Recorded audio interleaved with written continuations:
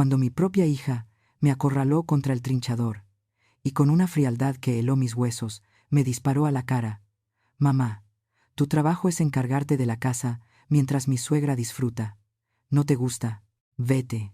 Sentí que el suelo desaparecía bajo mis pies y un dolor agudo me atravesó el pecho, no por el cansancio de 12 horas cocinando, sino por la puñalada de su ingratitud. En ese instante, solté el delantal y tomé la decisión que cambiaría nuestra relación para siempre. Antes de contarte cómo recuperé mi dignidad esa Nochebuena, asegúrate de suscribirte y activar la campanita para no perderte ninguna historia real como esta. Te prometo que el final de este relato te dará una lección de vida que ninguna madre debería ignorar. Así que quédate conmigo hasta el último segundo. Hola, soy Cuquita. Tengo 68 años y vivo en Puebla. Toda mi vida creí que amar significaba sacrificarme en silencio por mi familia, hasta que una cena de Navidad me abrió los ojos de la forma más dolorosa posible. Esta es mi historia. El reloj de la cocina marcaba las 11 de la noche de aquel 23 de diciembre, y mis pies ya palpitaban con ese dolor sordo que una aprende a ignorar después de los 60 años. Toda la casa estaba impregnada de ese aroma denso y profundo que solo se consigue en Puebla cuando se hacen las cosas como Dios manda. El olor ahumado de los chiles mulatos y pasilla tostándose en el comal, mezclado con la dulzura de la canela, el plátano macho y las almendras.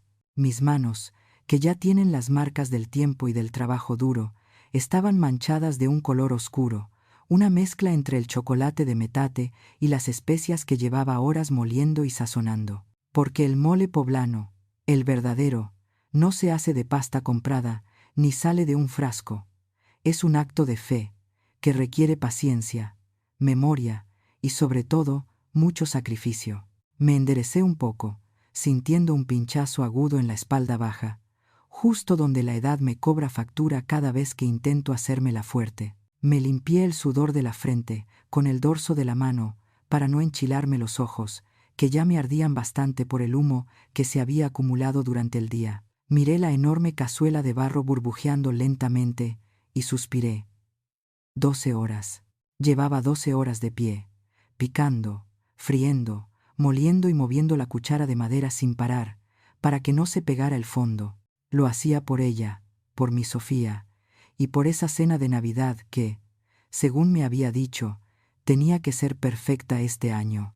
Me imaginaba sus ojos brillando al probar el primer bocado, recordando los sabores de su infancia, y esa imagen era la única gasolina que mantenía mi cuerpo en movimiento. En ese momento, el teléfono de la casa rompió el silencio rítmico del hervor del mole.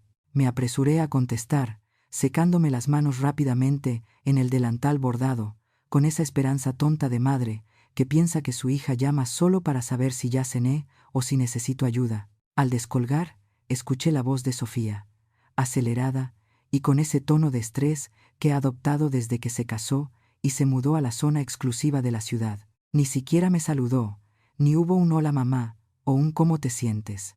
Su voz entró directa y exigente, preguntándome si ya tenía listo el mantel de lino blanco, el grande, el que bordó mi abuela. Sentí un pequeño hueco en el estómago, y no era de hambre. Le contesté suavemente que sí, que el mantel estaba guardado y limpio, pero ella me interrumpió, diciendo que necesitaba que lo revisara bien y le diera otra planchada con almidón, porque su suegra, doña Elvira, iba a asistir a la cena, y era una mujer sumamente fijada en los detalles. Me explicó, casi como si me estuviera regañando, que cualquier arruga o manchita sería una vergüenza para ella delante de la familia de su esposo. No me preguntó por el mole, ni por los romeritos, ni siquiera notó que mi voz sonaba cansada. Solo le importaba que el mantel estuviera impecable para impresionar a esa mujer que, en 15 años, nunca me había dirigido más de 2 palabras seguidas que no fueran para pedirme algo. Colgué el teléfono despacio, sintiendo cómo la alegría de la cocina se enfriaba un poco, aunque la estufa seguía encendida. Miré mis manos manchadas, mis dedos hinchados por la artritis y el esfuerzo del día, y luego miré hacia el cuarto de planchado. Mi espalda gritaba pidiendo descanso, pidiendo una silla y un té de manzanilla, pero el amor de madre, ese amor ciego y a veces ingrato, tiene una fuerza que supera al cuerpo. Fui por el burro de planchar, saqué el almidón y conecté la plancha. Mientras el vapor subía, mezclándose con el olor a chocolate y especias, me repetí a mí misma que todo valía la pena si mi hija era feliz, aunque en el fondo, una voz pequeñita, que traté de callar con una oración a la Virgen, me decía que algo en todo esto no estaba bien, que me estaba haciendo pequeña para que otros pudieran sentirse grandes. Mientras el vapor de la plancha subía y alisaba las arrugas de aquel lino fino, mi mente viajó de golpe 15 años atrás, a una tarde gris y lluviosa afuera de la fábrica textil. Casi podía sentir de nuevo el agua helada, calándome los zapatos rotos y el peso del hule azul con el que protegía la olla de tamales, mi tesoro y mi única arma contra la pobreza. Recuerdo estar ahí parada horas enteras, temblando de frío, ofreciendo champurrado a los obreros que salían del turno, guardando cada moneda empapada en la bolsa del delantal como si fuera oro. No lo hacía por mí. Lo hacía para pagar la mensualidad de esa universidad privada y carísima donde Sofía quería estudiar. Cada vez que mis rodillas crujían por el cansancio o la reuma me mordía los huesos, yo me repetía una y otra vez: mis rodillas por tu título, mi vida. Y lo cumplí. Ella se graduó, y yo sentí que cada dolor, cada humillación y cada hora bajo la lluvia habían valido la pena para verla convertida en alguien importante, lejos de la vida dura que me tocó a mí. Pero ese título, que tanto orgullo me dio, también levantó un muro invisible entre nosotras. Cuando Sofía conoció a su marido, un hombre de familia acomodada de La Paz, ella empezó a cambiar. Dejó de invitarme a sus reuniones y, cuando lo hacía, siempre había una excusa para que yo no hablara de mi trabajo. Entendí, con ese dolor sordo que una madre se traga para no llorar, que le daba vergüenza que sus nuevas amistades supieran que su madre se ganaba la vida vendiendo comida en la calle.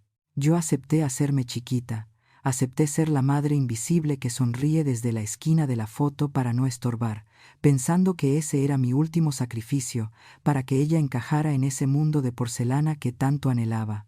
La prueba de fuego llegó esa Nochebuena, al entrar a su casa.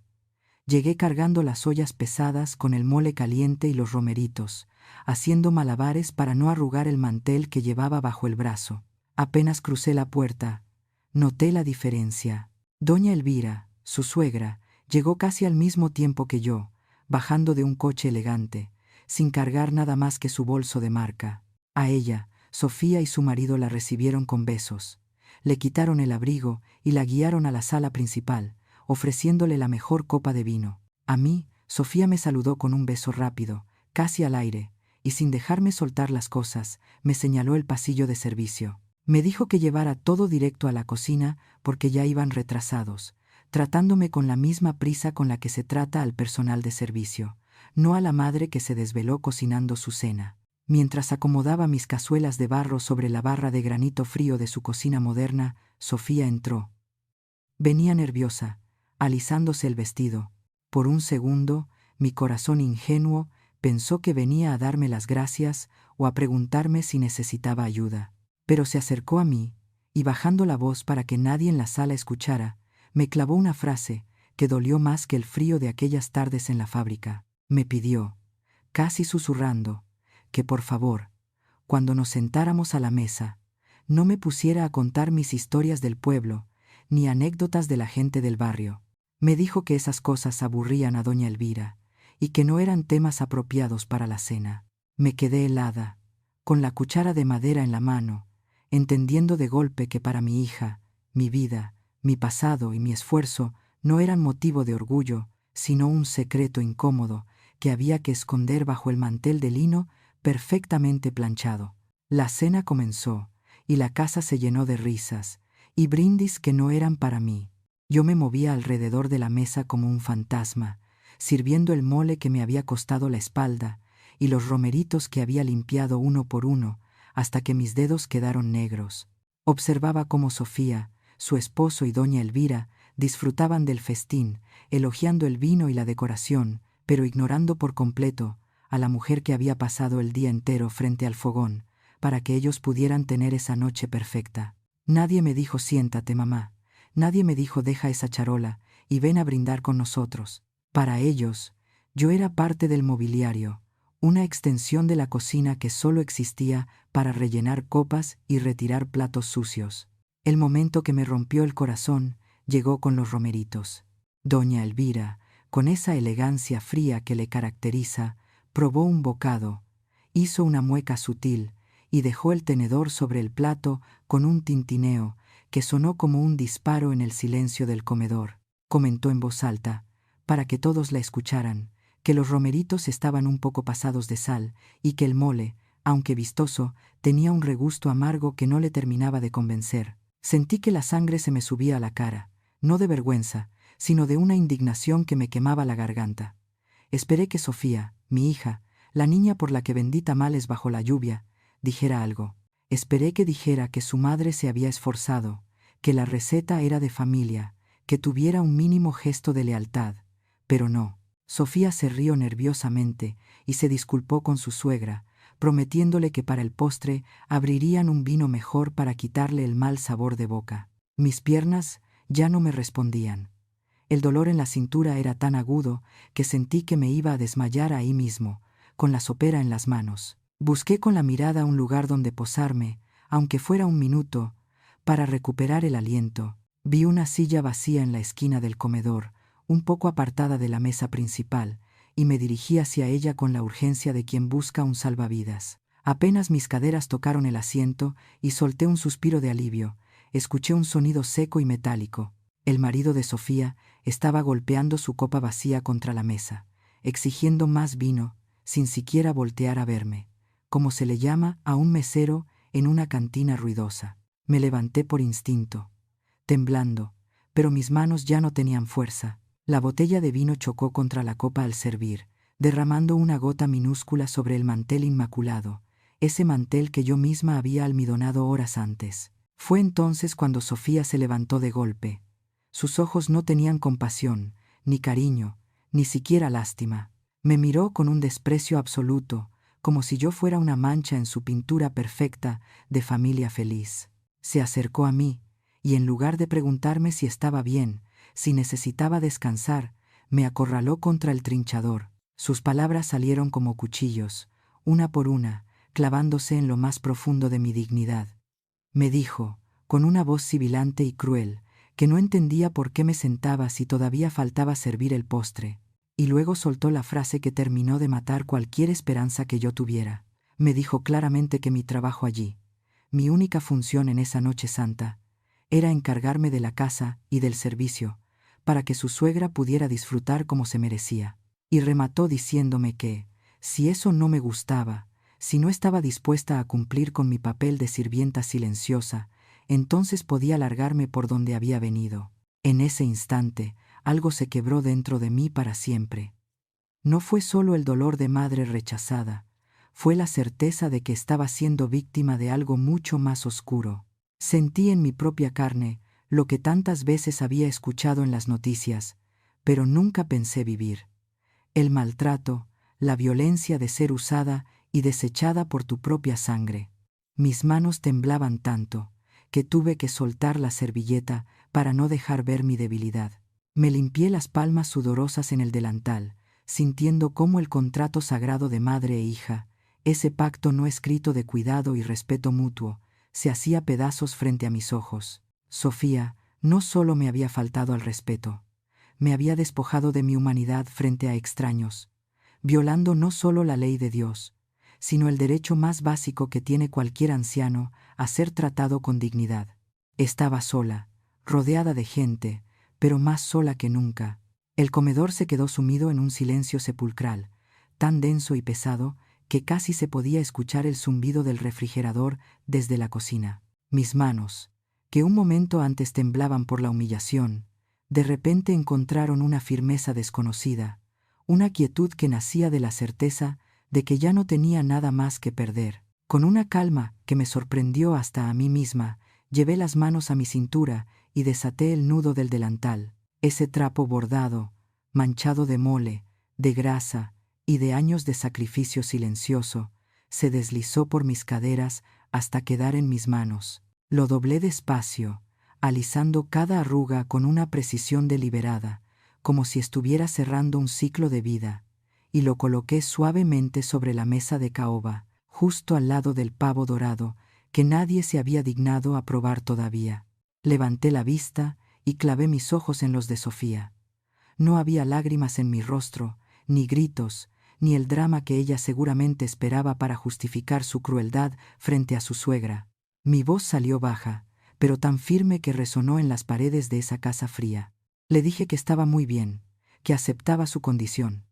Le comuniqué que me iría en ese preciso instante, tal como ella lo sugería. Pero no me detuve ahí.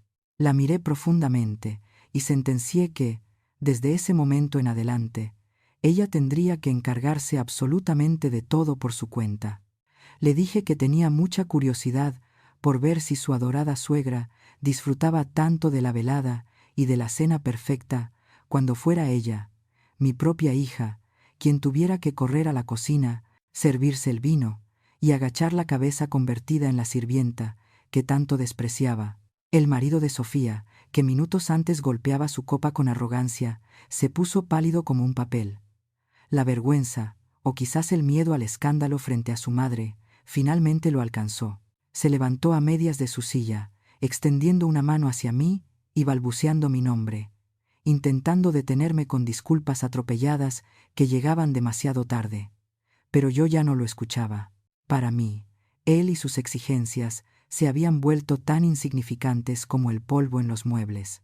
Lo ignoré por completo, pasándole de largo como si fuera transparente, porque mi dignidad ya no estaba a negociación en esa mesa.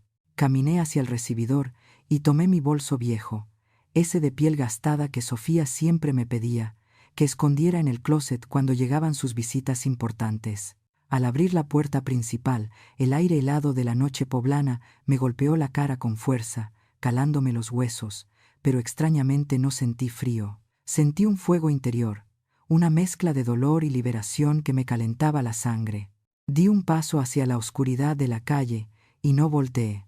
No miré atrás para ver sus caras de asombro, ni para comprobar si el mantel seguía impecable. Salí de ahí, dejando la cena servida, el vino sin descorchar y a mi hija atrapada sola en la jaula de oro y apariencias que ella misma había construido, mientras yo, por primera vez en años, caminaba con la frente en alto, bajo las estrellas. Han pasado ya 2 días, desde que salí de esa casa, dejando la puerta abierta a mis espaldas. Ahora estoy aquí, sentada en mi propia cocina, esa que es chiquita y humilde, pero que es mía.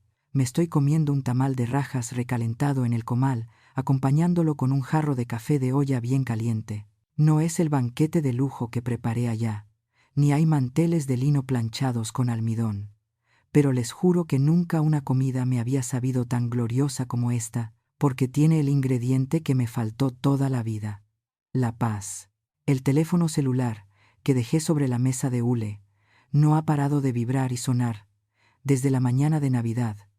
Veo la pantalla y aparece el nombre de Sofía, una y otra vez. No necesito contestar para saber qué está pasando. Me imagino el caos en el que se convirtió su cena perfecta en cuanto yo crucé el umbral. Seguramente doña Elvira, con esa lengua afilada que tiene y su costumbre de exigir como reina, no le perdonó ni el pavo frío ni la falta de servicio. Mi hija, esa niña que siempre fue tan chula, pero que nunca aprendió a mover un dedo en la cocina, porque yo siempre se lo resolví todo, se debió haber ahogado en un vaso de agua, intentando quedar bien. Me duele, claro que me duele, porque es mi mija, pero el dolor de la humillación que sentí esa noche pesa más que la culpa. Mientras le doy otro sorbo al café, pienso en todo lo que aguanté por años. Creí que el amor de madre era eso, volverse invisible, agachar la cabeza y servir para que los hijos brillaran. Qué equivocada estaba. Les di la vida, sí, y trabajé vendiendo tamales bajo la lluvia hasta que mis manos sangraron para darles estudios, pero eso no significa que les haya vendido mi dignidad junto con el certificado de nacimiento. No hay ley en este mundo, ni en los libros de leyes de Puebla, ni en los mandamientos de Dios, que diga que una madre tiene que ser el tapete, donde los hijos se limpian los pies para impresionar a los de afuera. El amor no es servidumbre, y el respeto a los mayores no es una moneda de cambio. Con una calma que me nace del alma, tomé el teléfono y hice algo que jamás pensé tener el valor de hacer. Busqué el contacto de mi propia hija, y con el dedo firme, presioné la opción de bloquear. No sé si será para siempre o solo hasta que aprenda que a su madre se le respeta, pero por ahora necesito silencio. Me levanté de la silla, sacudiéndome las migajas del delantal, y fui hacia el pequeño altar que tengo en la entrada. Encendí una veladora nueva a la Virgen de Guadalupe y al Niño Dios, mirándolos con gratitud. Me persigné despacio, pidiéndole fuerzas no para perdonar, porque eso ya vendrá luego, sino para mantenerme firme en mi lugar. Entendí, tarde pero a tiempo, que a veces el acto de amor propio más grande que una puede hacer es retirarse de la mesa donde no te sirven respeto, aunque sea tu propia sangre la que esté sentada ahí.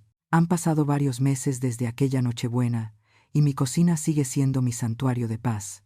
Sofía vino a buscarme días después, abrumada por las exigencias de su vida perfecta, pero por primera vez me elegí a mí misma y mantuve mi distancia. Sigo preparando mis moles y tamales, ya no para pagar colegiaturas ingratas, sino para alimentar mi alma tranquila. Aprendí que la soledad con dignidad nutre más que una mesa llena de desprecios. Recuerden esto: el amor de madre es incondicional, pero el respeto jamás debe ser opcional. Mi consejo es simple: no teman decir no a sus propios hijos cuando les pidan renunciar a su valor como personas. Poner límites firmes a tiempo también es un acto de amor y educación. ¿Y ustedes, alguna vez han tenido que alejarse de un hijo para recuperar su dignidad? Los leo en los comentarios. Cuquita, 68 años.